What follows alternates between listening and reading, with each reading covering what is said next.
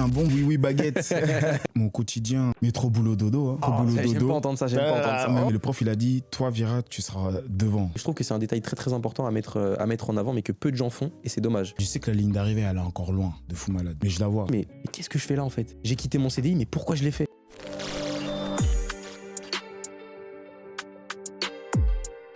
Bienvenue sur le premier podcast qui met la lumière sur les vrais talents de demain. Les gars, les filles, j'espère que vous allez bien. Si vous validez, n'hésitez pas à liker, commenter, partager et aussi vous abonner, c'est très très important. Venez vous abonner à mes réseaux sociaux aussi, c'est une petite subtilité qu'on peut aussi rajouter à tout ça, ça fait toujours plaisir. Aujourd'hui, j'ai l'honneur d'accueillir Vieira, un acteur à en devenir. Bien, bonjour tout le monde, je m'appelle Vieira, Mkonde Vieira, 28 ans, acteur, cuistot dans mes temps libres, mais vraiment acteur. Donc aujourd'hui, on est là pour parler de moi. Je suis en région parisienne, en 91. Et ça fait combien de temps déjà? Ça va faire 5 ans, un bon 5 ans je suis là. Ok, un bon 5 ans je suis là. Un bon parisien. Ah, t'as vu, un bon parisien, un bon oui baguette.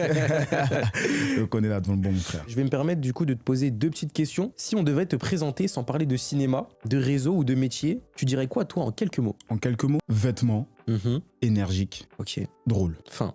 Voilà, Tu vois. 3 qualités, 3 défauts. Exact. On est bon. Dans le bon mon frère. On est bon. Avant que ton visage, ton énergie, comme tu le disais tout à l'heure, et ton travail commencent à circuler, c'était quoi ton quotidien réel quand tu es arrivé seul en région parisienne? Mon quotidien, métro boulot dodo. En vrai de vrai, c'était métro boulot dodo. J'aime pas entendre ça, Mais moi, j'essaye des oreilles. Non, en vrai de vrai, c'était ça, c'était assez dur, assez compliqué. J'arrive en région parisienne, je suis tout seul un peu, je connais un peu 2-3 têtes, tu connais, on a toujours des angles par-ci par-là. Bien sûr.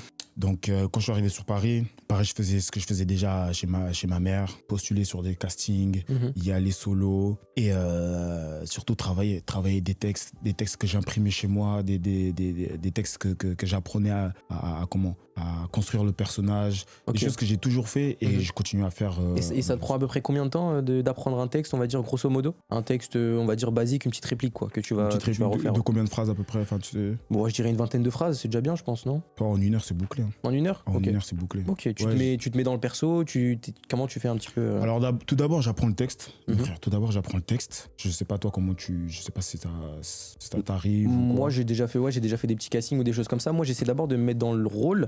D'accord. Et après du coup j'essaye d'amener le personnage, enfin le texte en tout cas sur le personnage. Et je trouve qu'après c'est plus fluide, tu vois, genre en mode si on me donne les émotions directes que je dois avoir, par exemple triste ou joyeux. Donc après je vais amener le personnage comme ça et s'il faut, tu vois, je modifie quelques mots. De toute façon tu le sais, en casting on a le droit de modifier des mots, etc. tant que ça reste dans la timeline. Donc voilà, moi j'essaie de faire comme ça. Ah moi c'est tout l'inverse de toi. Moi d'abord j'apprends le texte. Ok. C'est vraiment quelque chose, je maîtrise totalement. Tu sais, apprendre le texte c'est quelque chose. Je sais pas si c'est mon cerveau, je sais pas si c'est parce que je fume pas, je bois pas, ou je sais pas, mais c'est vraiment quelque chose. C'est le truc le plus facile pour moi. C'est trop bien, surtout dans ce milieu-là.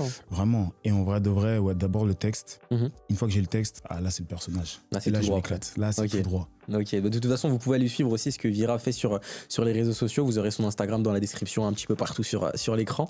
Voilà, tu nous fais un petit peu des petites répliques aussi que tu mets sur YouTube et Instagram. Je suis aussi. C'est la façon que vous pouvez pour me supporter et donner la force. Bien sûr, c'est comme ça qu'on donne la force. C'est ça mon frère. On va passer au thème 1.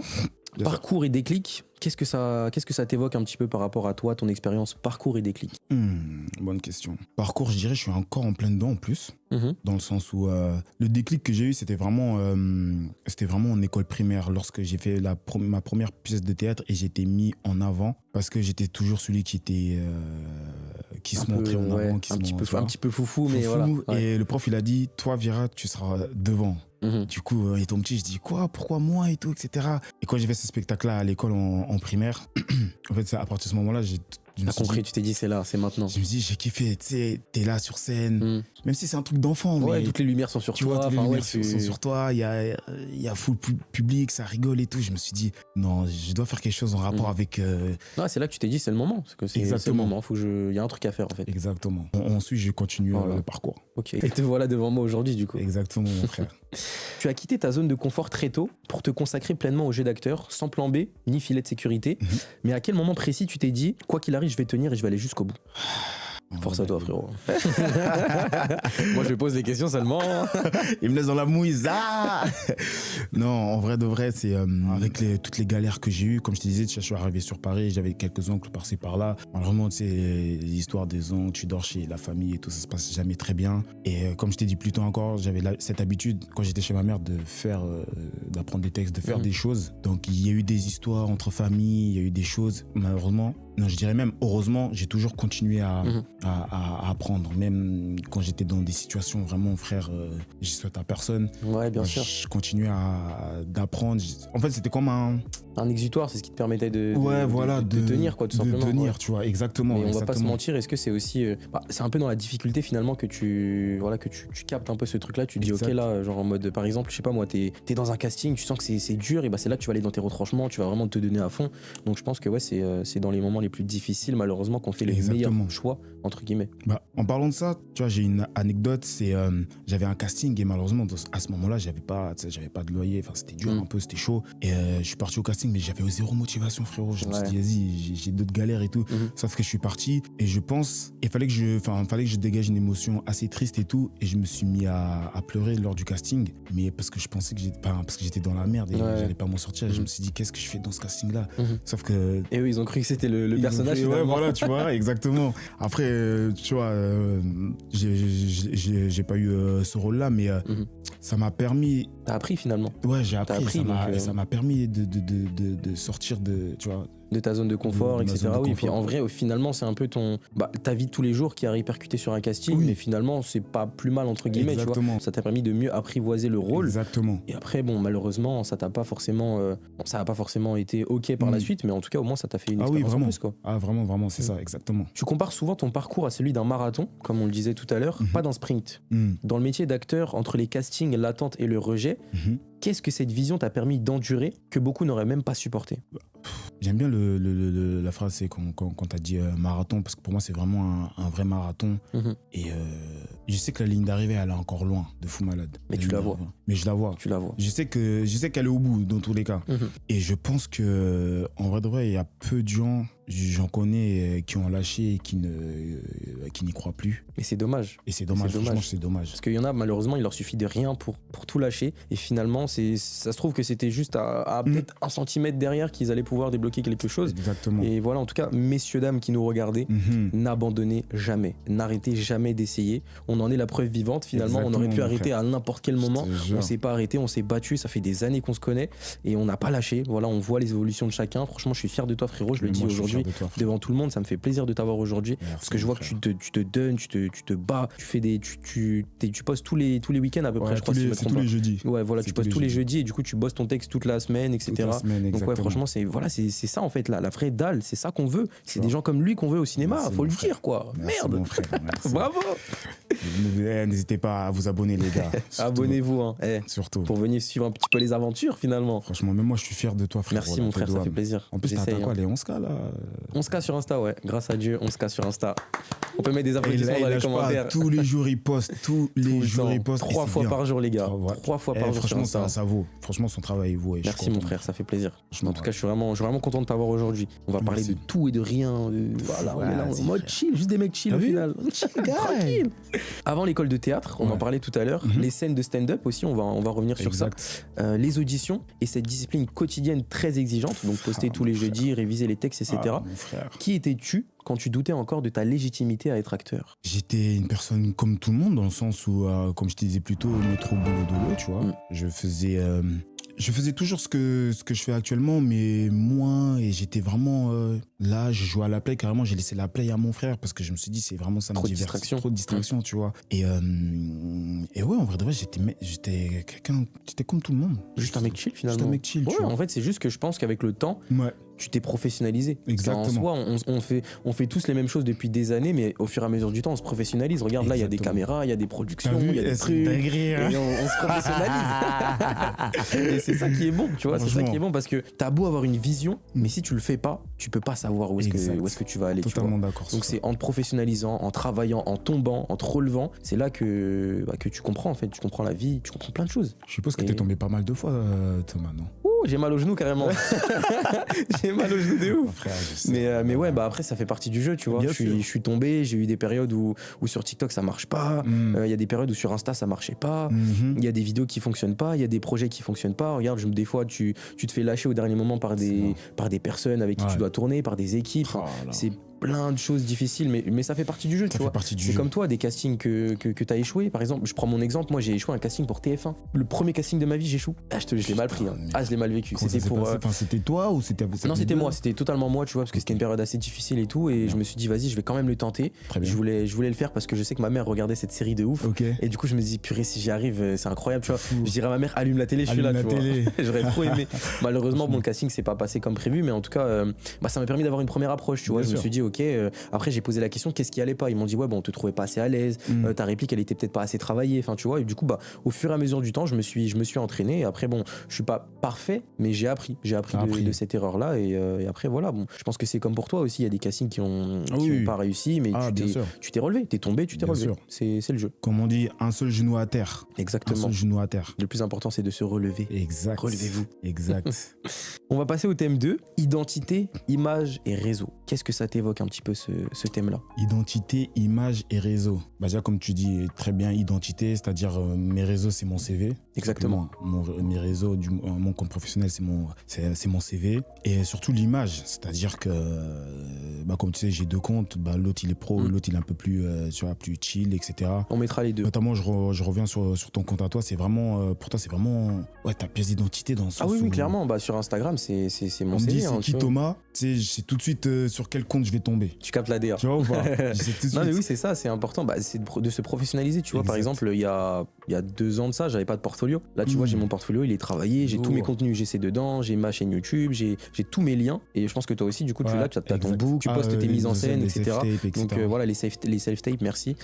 Et c'est ça après qui te fait ton CV, en fait. Les gens vont taper ton nom, tac, ils vont tomber sur ça, ou ils vont juste mettre acteur dans la barre de recherche, ils vont tomber dessus, tu vois. Ils ont pas cet instinct à mettre, par exemple, dans la biographie. Moi, par exemple, dans ma bio Insta, au lieu de mettre mon prénom, en gros, j'ai mis mon prénom, mais j'ai mis aussi lifestyle, mode et UGC. Ça, tu vois, par exemple, que si une marque va aller rechercher en mode UGC, mais pas mon prénom, elle va tomber sur mon compte. Parce que du coup, moi, j'ai mis UGC. Et ça, je pense que aussi, ça, faut le dire aussi aux gens qui nous suivent. Je trouve que c'est important aussi, c'est quelque chose, c'est un petit détail, mais ça fait énormément la différence, les gars, parce que ça m'a permis d'avoir, sans voilà, faire le mec prétentieux, ça m'a permis de décrocher énormément de contrats, parce que du coup, les marques, quand elles mettent UGC, ou pour toi, acteur, pour un casting ou quoi, boum, ils tombent sur ton profil. Donc vraiment, jouez sur les détails. Je trouve que c'est un détail très très important à mettre en avant, mais que peu de gens font, et c'est dommage. Par exemple, il y a des gens qui font de l'acting, mais ils mettent créateur de réel, tu vois, par exemple.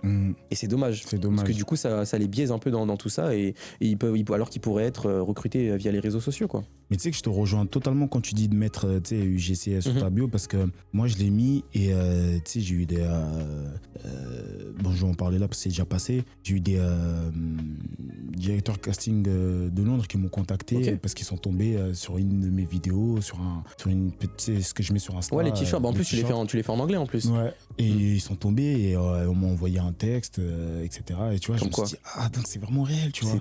C'est vraiment réel. Hein. Tu vois, je sais pas combien de vidéos de postées, il y en a d'autres qui attendent. Je me suis dit, putain, sur 2 vidéos. Il en suffit d'une, tu vois, il suffit d'une vidéo et après ça va, c'est tout droit, tu vois. Vraiment. C'est vraiment tout droit. Dis-toi, j'ai parlé avec un des acteurs de la série Banlieusard. Ouais. J'ai parlé avec lui. Pareil, il avait juste fait du théâtre étant jeune, mais voilà, il a été recruté via les réseaux sociaux. Tu vois, il a écrit casting dans la barre de recherche. Casting, tu tombes sur France Casting, Casting FR, enfin tu vois tous les trucs un peu connus. Et après voilà, tu candidates ou sinon ils te recontactent. Enfin c'est ça. Il faut se bouger. Voilà, bougez-vous, donnez-vous les opportunités et après vous allez y arriver. Quand tu construis un personnage, que ce soit une scène, un rôle ou un format court, comme on le disait via Instagram, par quoi tu commences? Tu commences par le corps, la voix, l'émotion ou l'histoire personnelle du personnage? Je dirais je commence par le corps, l'attitude. Je travaille un peu s'il a une démarche un peu ou s'il a des tics. Je commence par le corps. Ensuite je mets l'émotion dedans. Ok, donc tu travailles bien on va dire la coquille et après tu rentres plus en profondeur. Exactement. Donc ça te permet du coup d'être plus à l'aise avec le personnage. Pour moi, ouais. Pour moi, ouais. Ok, et après du coup ça va tout seul, tu fais tout le reste. Pour moi, exactement. Toi, je sais pas si. Moi, c'est moi comme on disait tout à l'heure, hein, tu sais, moi j'ai une mémoire visuelle, ça veut dire il faut vraiment que je visualise un peu le personnage dans ma tête. Je m'imagine un peu une scène, peu importe, et après je défile par rapport à ça. Tu vois, j'ai aussi, je pense que comme toi, cette facilité à apprendre. Donc j'ai pas besoin de lire lire énormément pour, voilà. voilà, réussir à apprendre un texte. Donc je le lis juste quelques fois et après je le répète et après ça vient tout seul. Mais c'est des choses que j'ai appris il y a pas longtemps, il y a vraiment pas longtemps. Parce que comme je t'ai dit, j'avais pas fait énormément de casting. Moi j'essayais vraiment de me concentrer sur la création de contenu en elle-même parce que c'est ça ma principale source de revenus, si on peut le dire ça comme ça. Donc voilà, après ça m'a permis aussi d'aller voir autre chose, voilà, l'acting, etc. Et on fait des rencontres de ouf aussi. Mais t'as raison. Mais t'as pas fait d'école de théâtre, toi? D'école de théâtre, non, j'ai jamais fait d'école de théâtre. J'en ai fait au collège, tu vois, mais c'était des petites, comme toi un petit peu, tu vois, c'est des petites choses vraiment rapides qui permettaient juste de rigoler un petit peu sur scène avec les amis. Mais c'était très jeune, donc voilà. Après, je me suis pas forcément professionnalisé, mais j'aimerais bien faire une formation. Ça tirait grave de ouf. Je pense que je vais le faire. Hein. Je pense que l'impro au théâtre là, ça tirait de ouf. Je sais que l'impro, je suis très très fort. Parce que mon casting que j'ai fait du coup avec Nour, dédicace à Nour les gars, c'était en impro. Et incroyable. Ah ouais, c'était full impro. C'était fluide, il y avait pas de texte. Genre vraiment, il y avait pas de texte, rien. Il y avait le directeur de casting, le directeur de la production, et après il y avait toute l'équipe, tu vois, Nour, Alizé, etc. Et j'étais même pas stressé. J'étais même pas stressé. Ils m'ont dit, il faut que tu sois comme ça. Il y a cette deadline là à avoir, ton attitude, et après tu sais tout, débrouille-toi. Et franchement, je m'en suis grave bien sorti. Mais lourd, franchement. Donc je préfère l'impro. Je préfère l'impro que apprendre un texte parce que c'est vrai que c'est plus fluide. Les émotions sont vraies. Et comme je t'ai dit, tu vois, j'avais les yeux qui étaient un peu trempés, quoi. Donc, donc ça se voyait aussi que c'était naturel, tu vois. Donc non, franchement, l'impro c'est bien aussi. Je trouve que c'est intéressant. Totalement d'accord. Sur les réseaux, tu partages beaucoup de scènes sur Instagram ou sur YouTube, etc. De travail d'interprétation et de précision émotionnelle, très important de le dire. Mais qu'est-ce que tu veux que les directeurs de casting ou les réalisateurs perçoivent de toi au-delà de la performance? Au-delà de la performance, je veux qu'ils puissent... En fait, je souhaite leur montrer que déjà je peux faire plusieurs choses, dégager plusieurs émotions. Et il y a quelque chose chez moi que j'aime bien faire, c'est... genre double facette, quoi. Tu jongles entre les deux. Ouais, voilà, exactement. Ouais, voilà, je veux vraiment leur montrer que... Là, tu sais pas, tu te brides pas, quoi. Genre, t'es ouvert à voilà, tout. Je suis vraiment un jour tu dois tout. pleurer, un moment tu dois rigoler, Exactement. tu sais, ok. Oui, c'est le plus important, c'est ton CV, comme on disait tout à l'heure, tu vois, faut leur montrer que t'es... je vois le mot que tu veux dire, mais moi j'arrive pas à le trouver. Voilà, tu vois, c'était vraiment, je veux vraiment montrer, tu sais, je peux pleurer là, comme ça, là, dans le sens où pleurer en mode, où je peux être énervé ou faire le fou et hop, remettre mon sérieux, tout ça. Et je veux vraiment qu'ils voient que... qui sait tout faire finalement. Tout faire ici, T'as raison. C'est quoi ici? T'as raison. Mais on sait que le milieu du cinéma, comme le milieu de l'acting ou du mannequinat, c'est des milieux très exigeants. Mais dans un milieu très exigeant, parfois dur et très compétitif, comment toi tu fais pour préserver ta sensibilité d'acteur? Donc le fait de pouvoir pleurer sur commande ou rigoler, comment tu arrives à jongler entre les deux finalement? Déjà, rien que, tu sais, quand tu dis pleurer sur commande, ça c'est quelque chose que du coup j'ai appris. J'ai appris et encore aujourd'hui j'apprends parce que des fois on me demande certaines choses et j'arrive pas à les faire, mais oui, ça s'apprend. T'apprends au fur et à mesure du temps, ça se travaille comme tout. Et surtout après il y a des techniques aussi, tu vois, il y a des techniques qui s'apprennent, mais pour garder ma sensibilité, il y a des choses que je fais pas forcément, il y a des choses que j'hésite pas ou je les fais pas encore. Ok. Je sais pas, c'est par peur de mal faire ou... Ouais, voilà, je dirais par peur de mal faire, tu vois. Okay. Mais je sais qu'il faut le faire, mais je dirais par peur de mal faire ou je vais pas trop oser parce que... Mais il faut oser dans la vie. Mais exactement. Il faut oser, après c'est en tombant contre l'élève finalement, c'est comme ça. Donc je pense que non, tu devrais... petit conseil, je pense que tu devrais. Parce que tu sais que t'as les capacités, mais des fois tu te brides inconsciemment. Et c'est vrai que ça te ferme les portes à certaines choses qui malheureusement auraient pu déboucher à d'autres choses plus intéressantes. Donc non, je pense que, en tout cas personnellement, moi si je peux te donner un conseil, lâche-toi. Genre t'as toutes les capacités pour, t'apprends ton texte bien, tu joues bien, tu peux même le faire en français et en anglais. Qui fait ça finalement? Qui es-tu? Non, c'est très respectable. C'est très respectable. Franchement, c'est admiratif parce que c'est difficile un peu de jongler entre deux langues, etc. Surtout dans l'acting, parce que tu dois aussi gérer tes émotions et tout. Donc ouais, c'est un peu compliqué. Là, récemment, j'ai fait une vidéo. Je crois que je vais te la montrer plus tard. Vas-y, avec plaisir. Et tu sais, en fait, j'ai essayé quelque chose de nouveau. J'étais en train de parler en anglais et j'ai rajouté du français, mais genre switch en mode manière fluide. Ouais, de manière fluide. J'ai pas encore ce truc-là, mais je sais que. Et quand ça va passer, ça c'est fort, ça. Tu vois, ça c'est très très fort. Franchement. Et voilà. Parfait. On passe au thème numéro 3, doute, peur et vérité. Qu'est-ce que ça t'évoque un petit peu? C'est un peu clair, mais je veux quand même ton avis là-dessus. Doute. Comme toi, je pense, des fois il y a des moments de doute en mode si je fais ça, est-ce que ça sert à quelque chose? Comme on le disait juste avant, finalement, les moments de doute, parce que tu dis est-ce que je le fais, mais je sais que je peux le faire, mais je suis pas sûr de pouvoir le faire, donc finalement ça se rejoint parce qu'il y a une peur de vouloir bien faire et il y a la vérité derrière qui te dit mais je sais que je peux le faire. C'est ça. Donc là j'avoue. Exactement. Pas mal ça, c'était bien ça. De ouf. On va faire des shorts un peu. De ouf. Mais en vrai de vrai, t'as raison, il y a pas mal. Bah, même là, récemment, j'étais en plein doute, tu sais. Des fois, je sais pas pourquoi mon cerveau, des fois, j'ai envie de le. Tu vois? Ouais, je capte. Tu vois, on va biper. T'as vu? Des fois, en fait, tout va bien et d'un coup, genre du jour au lendemain. D'un coup, tu te dis, mais qu'est-ce que je fais là? T'as capté ou pas? Pourquoi j'arrête pas? C'est vrai que j'ai eu cette réflexion-là, pardon, j'ai eu cette discussion avec moi-même. Je me suis dit, mais qu'est-ce que je fais là en fait? J'ai quitté mon CDI, mais pourquoi je l'ai fait? Je me suis lancé, mais pourquoi je l'ai fait? Enfin, c'est plein de questions. En fait, je te rejoins sur ça parce que c'est vrai que, en fait, on est juste fous. On est juste des fous en fait. Bah, je crois. Hein. Mais c'est parce qu'on aime ce qu'on fait qu'on se dit, vas-y, bah, viens, on tente et on voit ce que ça donne, tu vois. Moi, par exemple, là, je me suis laissé 1 an. Un an, j'ai pas le choix, tu vois. Un an, il faut que je charbonne. Et après, à partir de ces 1 an, genre arrivé à la date butoir, je fais un récap, je me dis ce qui s'est passé, ce qui a marché, ce qui a pas marché. Et après, je vois, soit je reprends ma vie normale, métro, boulot, dodo, parce que j'ai pas trop envie, on va pas se mentir. Non, Thomas, tu fais ça, je te bloque. Ça te doit, je te bloque, je te signale. Pitié. Non, mais en tout cas, ouais, je me suis mis cette deadline-là, parce qu'en fait, je sais que dans ma tête, ça va me débloquer un truc. Parce que moi, je suis le genre de personne où j'ai plein de trucs en tête, j'ai plein de projets en tête, mais si je me mets pas une deadline, je vais jamais le faire, tu vois. Ou je vais le faire, mais je vais prendre du temps. Je me dis non, tranquille, j'ai le temps. Ne repoussez pas à demain ce que vous pouvez faire aujourd'hui. Ne procrastinez pas, les gars. Franchement, c'est très très important. En vrai de vrai, si tu peux le faire là, pourquoi tu vas le faire demain? Voilà. C'est comme les personnes, je sais pas, moi, le matin, tu te lèves, t'as pas envie de faire ton lit, mais t'es devant. Fais-le. T'as vu? Parce que sinon, ce soir, tu devras le faire, t'auras la flemme. Et du coup, tu vas pas le faire. Après, c'est un chat qui se mord la queue. Exactement. Mais non, c'est comme ça en fait dans la vie de tous les jours. Faut juste se bouger et après, voilà, c'est tout. Ok, donc tu t'es mis une deadline 1 an, etc. Mais je sais que tu vas y arriver parce que, les gars. J'espère, frérot. En fait, vous voyez pas. Mais en plus, le pire, c'est quoi? C'est pourquoi je t'admire, frérot. Parce que, tu ne laisses pas en remis 2 jours des trucs comme ça. Mon gars. Moi, ça, man. Mon gars, carrément, décale les micros. Ça fait plaisir, mon rêve. Dinguerie, parce que non, mais je suis personne en vrai de vrai, tu vois. Genre, même si j'ai 11 000 abonnés, ok, c'est bien, grâce à Dieu, merci et du travail. Mais je pars du principe où, pourquoi en fait? T'as vu? Pourquoi? Si j'ai la notif, j'ai vu, je le fais. Tu vois, ou si c'est des trucs que je peux pas faire, je te dis non, je peux pas. Voilà. Tu vois, mais en vrai. Lourd. Franchement, c'est lourd. Je suis un humain comme toi, frérot. Non, mais t'es un humain, mais vraiment, t'as vraiment t'es vraiment humain dans le sens où, tu vois, t'es là, tu réponds, tu prends du temps, et ensuite tu postes, tu vois, il poste, le poteau, il vient de me répondre, il a mis une story, wesh. On essaye, hein, faut toucher à tout, frérot, faut donner à manger. Non, mais t'as raison. Non, mais ça fait plaisir, mon frérot.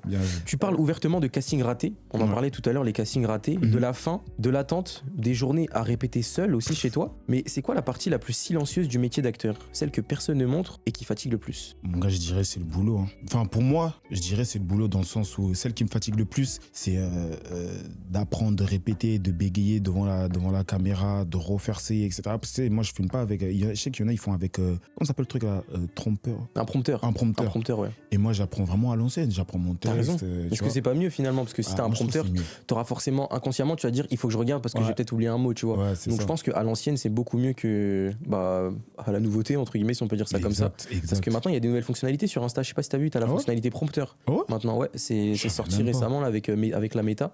Et en gros, t'as un prompteur qui se met sur ton écran et tu peux faire tes vidéos UGC avec ça. Ah ouais? En tout cas, moi, je sais que ça me l'a proposé. J'ai même une marque qui m'avait proposé ça aussi. Mais pareil, j'ai dit non parce que je préfère un truc naturel. Voilà, on veut le dur, on rentre dans le dur direct. Bien sûr, mais je trouve que c'est mieux, tu vois, ça permet d'avoir plus de sensibilité sur ce que tu vas dire, d'être plus sincère, tu vois, c'est mieux que t'es là, tu regardes un peu, tu cherches tes mots et inconsciemment t'auras envie de regarder parce que tu dis j'ai peut-être oublié un mot, alors que tu sais très bien que tu connais le mot en fait, tu sais très bien que t'as la phrase, mais inconsciemment tu vas regarder, donc je pense que c'est pas plus mal en vrai. Et pour toi c'est quoi si je dois te retourner la question? Je t'écoute. Si tu dois me retourner ma question à moi là, ouais, pour la partie la plus silencieuse du métier de créateur de contenu. Ouais, en vrai de vrai, parce que moi je vois pas. Parce que d'acteur, moi je suis pas à ton niveau. Moi je suis plus un mec de l'UGC, tu vois ce que je veux dire? Mais pour ça, parce que moi je vois pas trop dans les coulisses ce qui est dur pour toi, tu vois. Ce qui est dur pour moi déjà, c'est de gérer c'est de gérer ton planning déjà de 1 parce que étant donné que t'es un peu en mode free, moi j'ai pas d'agent, j'ai rien, j'ai personne qui m'aide à gérer mes trucs, ça veut dire que je dois gérer les mails, je dois gérer les relances de collab, je dois gérer les relances de factures, je dois gérer la compta, je dois gérer les montages vidéo parce que j'ai créé la création de contenu en plus qui se rajoute. Par exemple là avant dans la voiture, je montais mes vidéos parce que je dois rendre une collab ce soir. Il y a plein de trucs à gérer en fait, genre je pense qu'on a pas les mêmes choses à gérer, mais on a chacun nos galères entre guillemets ou nos timelines, tu vois, le montage, on se rapproche aussi sur ça, parce que t'as le montage, et moi j'essaie de vraiment bien travailler mes vidéos. Tu vois, par exemple, j'ai la série Les JTI, J'habite ton influenceur, ça pareil, ça me prend énormément de temps, parce que c'est des vidéos qui font 30 minutes de rush, et que je dois résumer en 1 minute 20. Et du coup, après, faut amener aussi de l'humour et tout. Donc ouais, la partie la plus sombre du métier de créateur de contenu, je pense que c'est les montages. Les relances, les trucs comme ça et tout. En tout cas, quand t'as pas d'agent, c'est dur. T'as raison, je te rejoins aussi dans les mails aussi, tu vois. Dans les mails, tu lances un mail, déjà nous, pas de réponse.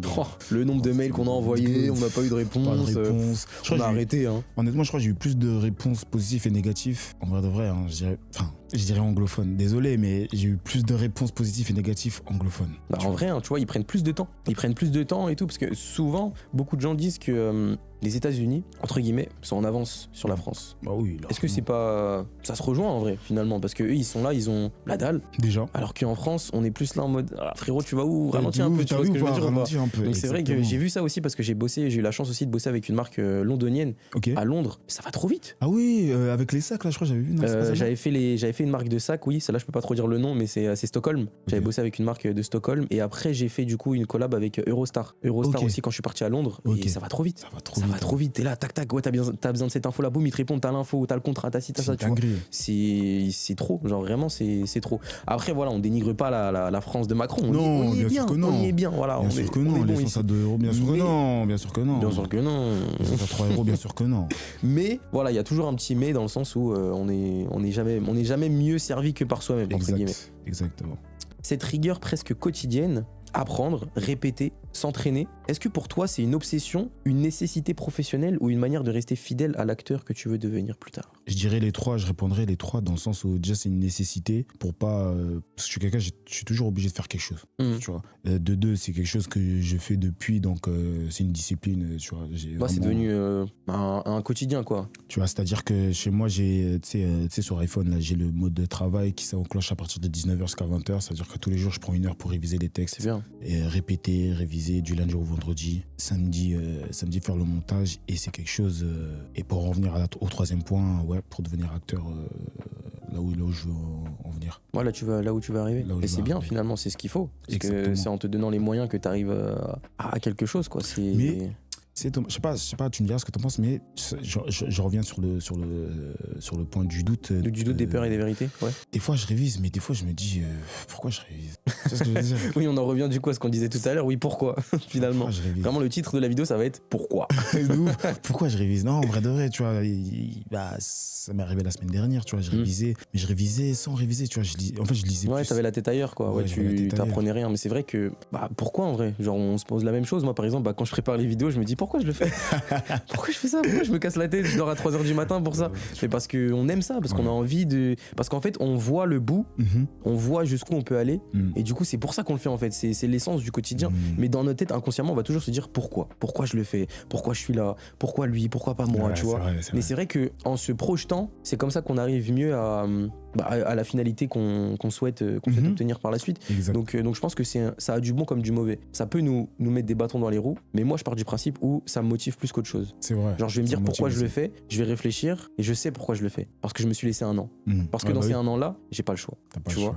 Donc ça me permet aussi de mon côté de me dire frérot, t'as pas le choix, genre vas-y fonce, et si ça marche pas, c'est pas grave. Oui. Mais si ça marche, c'est bon, c'est carré. Exactement. T'auras pas travaillé pour rien, tu vois. Ouais, t'auras pas de regrets. C'est ça, voilà. Moi je veux pas vivre avec des regrets. Je l'ai toujours dit à mes parents, à mes amis, etc. Je ne veux pas vivre avec des regrets. Je veux faire un truc, je le fais. Là, bientôt, j'ai un projet qui arrive là en plus de celui-là. Oh, tu vois. Je fais. Arrêtez-le. Non, l'arrêtez pas. Non, m'arrêtez vraiment pas. L'arrêtez pas. Mais ouais, j'essaye. En fait, j'essaye. Ça marche pas. Il y en a qui ont flop là il y a pas longtemps. C'est pas grave. Ça m'a appris. J'ai appris des trucs dans l'entrepreneuriat, etc. J'ai appris plein de choses. Mais demain, comme ça, je sais que si je veux lancer un projet, il sera viable. Parce que j'ai l'expérience d'avant. J'ai chuté, je suis tombé. Mais au moins, si demain je veux me relever, je pourrais me relever dans de bonnes conditions cette fois-ci. Bonnes conditions. Très bien. Donc non, c'est important. Je te suis. Ok. On va passer sur le challenge créatif. Ok. Et je vais te montrer une de tes créations. Et tu vas me dire qu'est-ce qu'elle aurait dit si elle pouvait parler à ta place. Est-ce que t'es chaud? Vas-y. C'est parti. Je vais te montrer une de tes vidéos que t'as faites. C'est une de tes vidéos que j'aime bien, que tu as posté récemment. J'aime bien en fait, tout simplement. Genre c'est fluide, ça se voit que le mec est à l'aise, il gère son truc. Tu vas me dire ce que t'en penses, tout simplement. Tiens frérot, du coup je te donne la vidéo, on va la regarder ensemble, vous aurez aussi la vidéo à l'écran. Et après tu me diras. Alors écoutez-moi tous attentivement. Vous avez un découvert à la banque? Super! Prenez votre téléphone et travaillez. Votre proprio veut vous foutre dehors. Super! Prenez votre téléphone et travaillez. Votre petite copine croit que vous êtes un pauvre loser. Super! Prenez votre téléphone et travaillez. Ok. Qu'est-ce que. Si elle pouvait parler à ta place, cette création-là, qu'est-ce qu'elle dirait de toi? Ou de ce que tu as voulu faire, ou de ce que tu as voulu retranscrire? Bah, peu importe ce qui t'arrive, super. Prenez votre téléphone et travaillez. Peu importe ce qui t'arrive, que tu tombes, que ça échoue, comme tu disais tout à l'heure, tu as des projets qui flopent, bah, on continue de travailler. Peu importe C'est ce vrai. qui nous arrive. Et finalement, de toute façon, notre téléphone, on en aura toujours besoin. On en aura toujours besoin. Parce Exactement. qu'on a besoin de notre téléphone, et si on n'a pas de téléphone, bah, on n'a pas de travail. Et en plus, c'est avec le téléphone que toi tu travailles, c'est avec mon téléphone Bien que sûr. je travaille. Ouais, donc on fait tout prenez avec, en votre vrai. téléphone et travaillez, tu vois. peu Finalement, importe. prenez votre téléphone et travaillez. Voilà. Merci Vira pour ça, finalement. Je vais te poser une autre question. Ouais, Cette fois-ci, je vais te montrer une photo de toi, Ok. enfant, et tu vas me dire qu'est-ce que tu lui dirais à lui quand il est monté seul à Paris. Qu'est-ce que tu auras envie de lui dire aujourd'hui, là, à ce petit enfant-là qui était peut-être fougueux, qui savait pas où est-ce qu'il allait, mais il y allait quand même. Qu'est-ce que tu lui dirais? Je te montre la photo et tu me dis ce que t'en penses. Tiens. En vrai, je dirais bravo, mon gars. Bravo d'en arriver à là. Continue, lâche rien. Le marathon n'est pas fini. La ligne d'arrivée est très, très, très loin encore. Et félicitations. Félicitations. Continue d'être gênant. C'est pas grave. Ça va devenir gênant Plus c'est gênant, plus ça marche. jusqu'à ce que ça perce. Donc, en vrai, bravo. En fait, j'aurais jamais cru cette petite tête là. Tu vois, aujourd'hui, tu vois, j'aurais jamais pensé. Tu vois, après, c'est normal, mais en vrai, je dirais continuer. Continuer, lâche rien surtout. Et continue de travailler. Continue de travailler. C'est beau. C'est ce que je dirais. Continue de travailler, tout Continue de simplement. travailler. On termine sur ces belles paroles. Ça se voit que ça t'a pris un peu. Hein. Ouais, parce que. C'est pour ça qu'il a mis les lunettes, c'est pour pas qu'on voit les émotions. Ouais, parce qu'en vrai de vrai, frérot, c'est. Non, mais oui, c'est vrai que c'est beau, en fait, tout simplement. Genre, quand t'étais petit, moi, jamais de ma vie, je me suis dit que j'aurais fait ça, tu vois. Moi, pour moi, quand j'étais petit, c'était je veux devenir policier. Je veux devenir faire ci, astronaute, moi. Astronaute. Frérot, on fait des vidéos sur Insta. Je te jure, t'as vu, rien à Il y a voir. zéro astronomie dans tout ça, mais vas-y, tranquille. Je te Mais promets. voilà, faut jamais arrêter d'essayer, Ouais, tout simplement. exactement. Tout simplement. Je me la répète tout le temps, cette phrase-là. Vraiment, elle me lâchera jamais. Jamais arrêter d'essayer, ok. Ne jamais arrêter d'essayer. On va passer au décryptage tendance et actu. Voilà, j'aime bien poser des petites questions un petit peu Ouais. sur le métier, etc. Let's go. Donc selon toi, qu'est-ce qui est en train de disparaître aujourd'hui dans le cinéma, dans la manière de jouer et ou de raconter des histoires? Qu'est-ce qui est en train de disparaître Ouais. Déjà, bon, je sais pas si ça a à voir ou pas, tu me diras. Mais déjà, c'est tout ce qui est IA, déjà. Si, ça a à voir, bien sûr. Déjà ça, tu sais, moi, je suis un mec, je suis contre ça, tu vois. Enfin, je suis contre ça. Si c'est bien utilisé, dans Oui, le bien sûr. fixe, etc. Et C'est vrai que malheureusement, ça prend un peu le Ouais. taf de certaines personnes. vraiment. Tu vois, même les monteurs, par exemple. Oui. Les monteurs, il y en a, ils font des montages avec l'IA ou des trucs comme ça. Enfin, moi, je trouve ça dommage. Ok, c'est bien, mais il n'y a pas tu vois, il y a pas cette touche humaine derrière. Donc, j'avoue que moi, je suis pas trop fan. Je suis pas contre parce Je suis que pas contre, exactement. voilà, on utilise tout ChatGPT, etc. Mais c'est vrai qu'en termes de travail, quand tu retires le travail de quelqu'un, Ouais.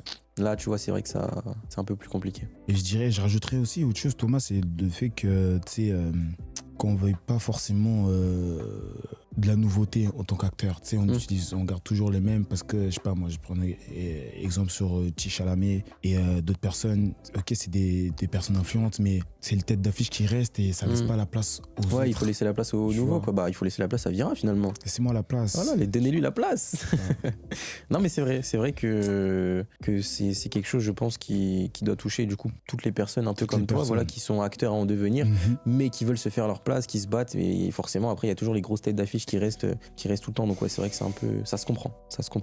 Et à l'inverse, du coup, qu'est-ce qui est en train de naître doucement dans le cinéma actuel, de nouvelles voix, de nouvelles façons de jouer, ou de se faire une place que seuls les acteurs attentifs perçoivent? Bah, je dirais des nouvelles places. Déjà, des nouvelles places et même des nouvelles.